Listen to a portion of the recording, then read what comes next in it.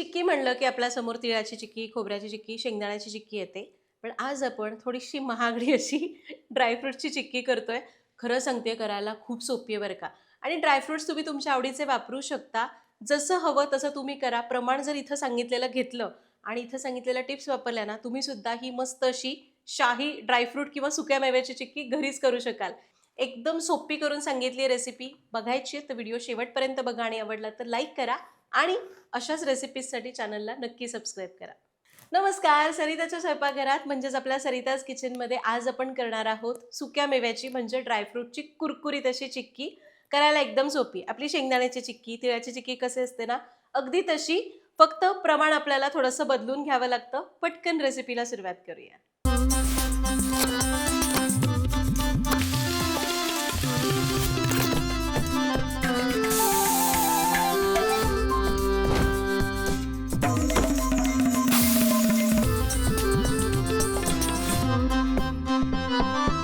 Dry fruit chikki करण्यासाठी साहित्य आणि प्रमाण कसं घेतलंय ते आधी बघूया.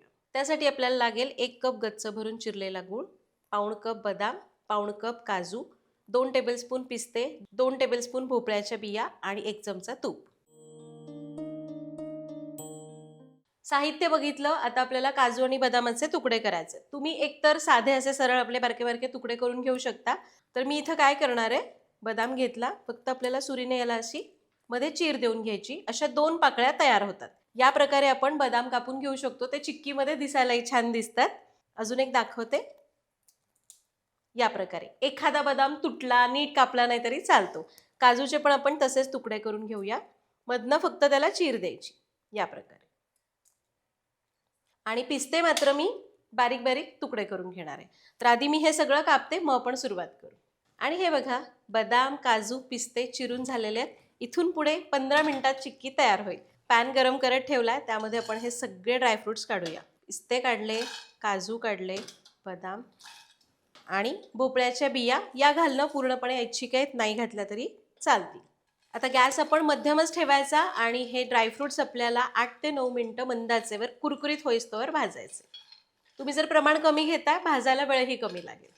तर ड्रायफ्रूट आपण 8 ते 9 मिनिटं भाजले, छान कुरकुरीत झाले. गॅस बंद करूया आणि याला एका ताटात काढून असंच ठेवून देऊ. याला आपण ताटात काढलं. आता याच पॅनमध्ये गुळाचा पाक करायला घेऊ. पॅनमध्ये घेऊया तूप. साधारण 1 मोठा चमचा गच्च भरून तूप घेतलं. यामध्ये घालू चिरलेला गूळ. आता आपण याला चांगलं विरघळवून घ्यायचं आहे. सुरुवातीला गॅस मी थोडा मोठा करते गूळ विरघळेपर्यंत, पण गॅस मोठा असेल तर आपल्याला सतत हलवून घ्यायचं आहे. तर साधारण 1-1.5 मिनिटातच गूळ आपला विरघळलेला आहे. हे बघा, आता याला उकळी पण यायला लागली आहे. गॅस कमी करूया आणि याला कडक पाक होईपर्यंत शिजवून घ्यायचं आहे. कसा ओळखायचा हे मी सांगणारच आहे. 2 स्टेजमध्ये मी तुम्हाला पाक दाखवेन. तर आता याला अजून 1-2 मिनिटं शिजवूया आणि पाक चेक करूया. तर गुळाला उकळी आली, 2 मिनिटं शिजवलं. पाक तपासून बघूया. थोडेसे थेंब याच्यात टाकायचे. आपला हा पाक अजून असा मऊ गोळी होतीये, पण आपल्याला कडक हवाय. थोडासा खेचल्यासारखा होतोय. हे बघा, दाखवते मी तुम्हाला. थोडासा असा खेचतोय. आपल्याला असा पाक नकोय. अजून थोडंसं शिजवूया. अजून 1-2 मिनिटं. तर अजून 1-2 मिनिटांनी आणि गुळाला उकळी आल्यापासून एकूण 4 ते 5 मिनिट झालेले आहेत. म्हणजे गुळाला आपण पॅनमध्ये टाकल्यापासून एकूण 5-6 मिनिटं झाली. पुन्हा एकदा चेक करूया.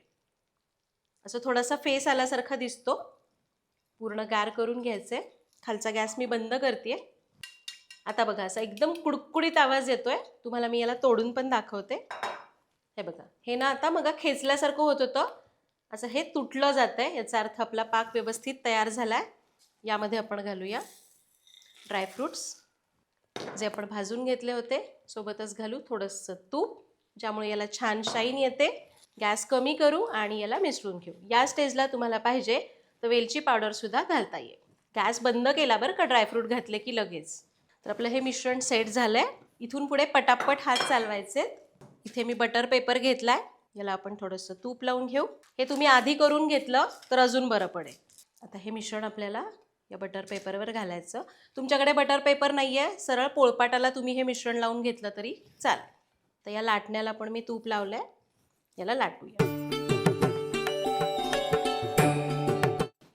हे गरम गरम असतानाच करायचंय बरं का आपल्याला.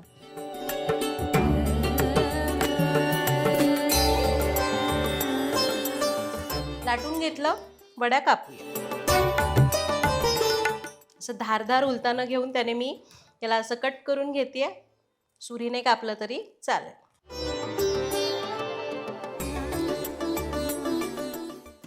लक्षात घ्या, आपल्याला गरम गरम असतानाच वड्या कापून घ्यायच्या, गार झाल्यावर कापता येणार नाही. वड्या कापून झाल्या, याला पूर्ण गार करून घेऊ. आणि अर्ध्या तासाने आपली चिक्की झालेली आहे गार. बघूया कशी झाली. फक्त काय चिक्की आहे ना, ती काढताना आपल्याला थोडंसं पुन्हा याला उलथण्याने जे कापलेला भाग असतो ना, तिथून पुन्हा थोडंसं कापावं लागतं, कारण सुरुवातीला गरम असतं ना, आतपर्यंत आपण कापत नाही म्हणून. हे बघा, मस्त चिक्की तयार झाली आहे ना. दिसायलाही सुरेख दिसतीये, पौष्टिक आहे. आणि सुक्या मेव्याचे लाडू वगैरे तुम्हाला करणं होत नाही, असं चिक्की वगैरे करायची तर तुम्ही करून ठेवू शकता. एकदा करून ठेवली की मस्त 2 महिने आरामात टिकते. इथं मी हे ड्रायफ्रूट वापरून केली आहे. तुम्ही तुमच्या आवडीचे दुसरे कोणतेही ड्रायफ्रूट वापरून करू शकता. अशी ही मस्त दिसणारी आपली चिक्की तयार झालेली आहे. तर अशा प्रकारे आज आपण इथं सुक्या मेव्याची चिक्की म्हणजे ड्रायफ्रूट चिक्की कशी करायची ते बघितलं. साहित्य काही लागत नाही. तुम्हाला जेवढं सांगितलं तेवढ्या प्रमाणामध्ये ड्रायफ्रूट, थोडंसं तूप लागतं आणि चिरलेला गूळ लागतो. बस एवढ्या साहित्यामध्ये आपण ही ड्रायफ्रूट चिक्की तयार केली. तुम्ही जर इथं सांगितलेलं प्रमाण, इथं सांगितलेलं पाक करण्याचं टायमिंग फॉलो केलं, सगळ्या टिप्स व्यवस्थित फॉलो केल्या, पाक कसा चेक करायचा हे व्यवस्थित फॉलो केलं, तसंच टेस्ट करून पाक ओळखला, मस्त कुरकुरीत अशा ड्रायफ्रूटच्या चिक्क्या तयार होतात. ह्या पूर्ण गार करायच्या, डब्यामध्ये भरून ठेवायच्या, महिना 1.5 महिने आरामात टिकतात. तर तुम्ही सुद्धा ही रेसिपी नक्की करून बघा. यातली एक चिक्की तुम्हाला तोडून दाखवते. झाली ना एकदम मस्त. करून बघा, कमेंटमध्ये सांगा. भेटूया पुढच्या भागात. धन्यवाद.